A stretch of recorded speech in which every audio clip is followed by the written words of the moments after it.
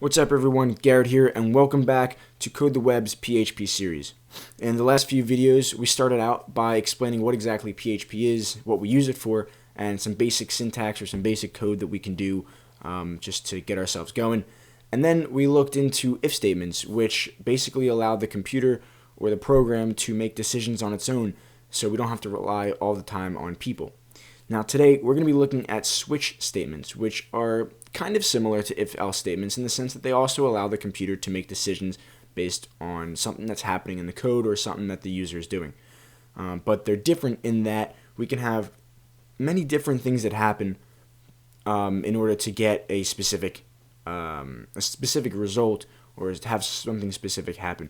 But nevertheless, they do allow the computer to make decisions for itself, and so they're very important to have.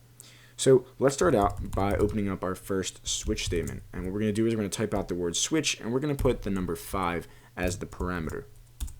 Now we're going to open it up. So it looks similar to an if statement. The only difference being is that instead of saying if, we say switch. So now we'll have case 1. And for this, we're going to have echo the number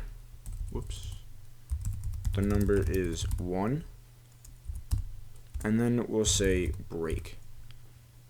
So I'm going to write this out and then I'm going to explain what exactly is going on here, and we're just going to copy and paste this to save time here, and we'll just have 5. So we've got 1, 2, 3, 4, 5, and then we've got 1, 2, 3, 4, 5, and now let's see what happens. Oh, the number is 5, and that's exactly right because this number right here is in fact 5. So what is exactly going on here? So if you remember in if statements, the way we do it is we have if something in here is true, then the code that's in here will happen. If not, we'll have an else, which would be down here.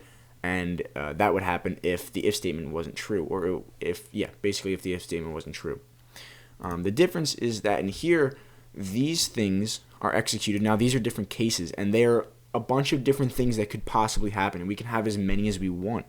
That's why it's a little bit different than an if statement, because you can have so many different things, you can have whatever you want. So based on what is in here, we're going to find the one of these that applies to this. So in this case, this number here is what we're looking for. Right there. So case 1 is not 5. Case 2 is not 5. Same thing with 3 and 4. But case 5 is the same as 5. So that's why it says this number is 5. Now we know what the echo thing does. We know what the echo statement does. It just echoes, or it prints to the console, not the console. It prints to the browser, to the window, whatever follows it. But what does break do? So break basically tells the code to stop. It says stop here, go on to the next.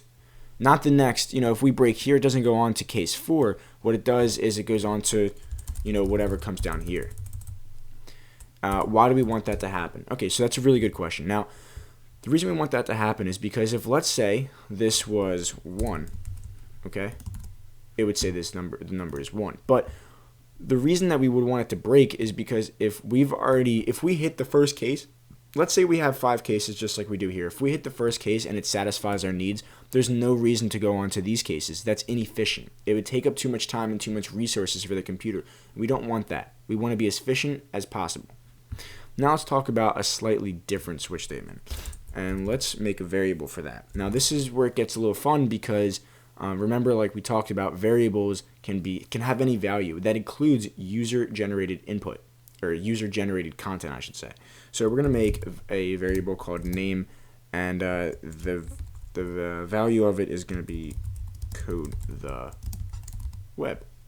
Okay, so now it's going to talk about what we're testing here instead of the number is going to be what is the variable? What is the value of the variable? So we're going to have if the value of the variable is Mike, then that's not good. If the value of the variable is Jake, well, that's not good either. we're just going to write these things out. So we're going to say code the web for this one, and we can say hello, and they don't have to all be names. We can just have different random words. We can say apple, and now for code the web, we're going to say the name is code the web. Or actually, let's see how we would do this in a regular, maybe a different program. How about welcome code the web. So now it's going to say nothing. Cool. Awesome. So what went wrong? I actually know exactly what went wrong. We talked about this before, of the need for semicolons and why we need them, and that's because it tells the browser, or it tells the server really, when it executes the code, it tells it that that's the end of a statement, and that's the end of that line of code. So if we add that semicolon, there we go, welcome code the web. Alright, cool. So we've talked about that. Now let's talk about something else, and this is fall through. So sometimes in your code, you're going to want to have different cases or different elements that are the same as one another. And for this, if something's the same, you don't need to get tied up on it. You can just fall straight through. That's all you would need. So let's make this a little bit more simple. Let's just say number, and we're going to make the number, we're going to make the number 4. Okay, so let's actually delete this. This will be easier if we just do this from scratch. We're going to say 1, and we're actually going to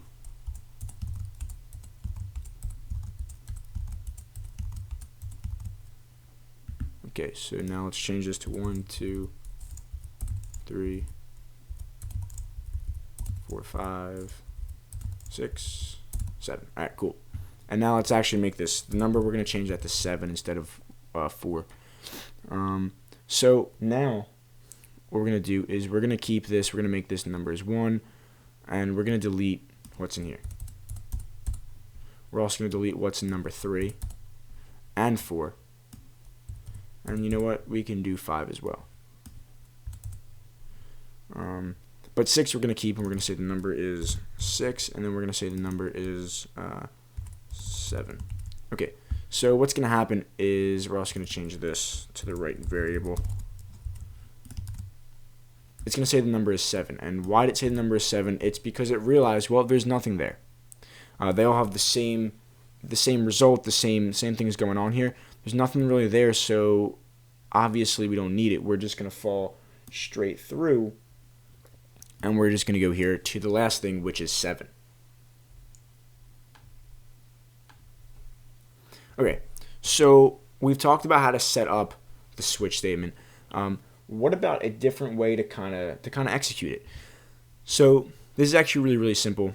We're gonna go back and add all this stuff here just because I think it makes it easier to see what's going on. Kind of. Whoops.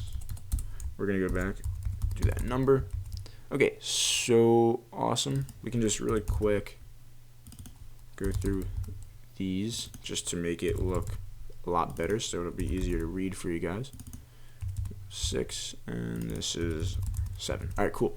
So another way to do the switch thing is actually also something that switch kind of has similar to the if statement is these little curly braces that kind of open it up and close it. Well, if you want, you don't have to use the curly braces. You can use this this colon right here to say that you're going to start it, and then at the very end, instead of closing it with a switch or with a with the corresponding curly brace, you can actually just say end switch, and it'll be the same thing. And when we go to do this, it'll just be the same thing. It's the same thing as having the curly braces. And if you guys like, more words and stuff like that, then end switch might be the right one for you, because that's just, maybe that'll be easier for you personally to read.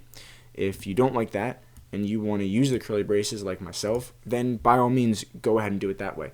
Either way, it works just the same. So thanks for watching, guys. If you haven't already, follow us on Twitter and like us on Facebook.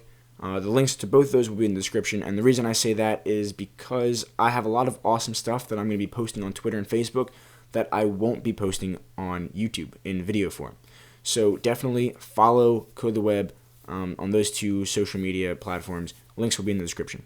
Thanks for watching, guys, and I will see you in the next video.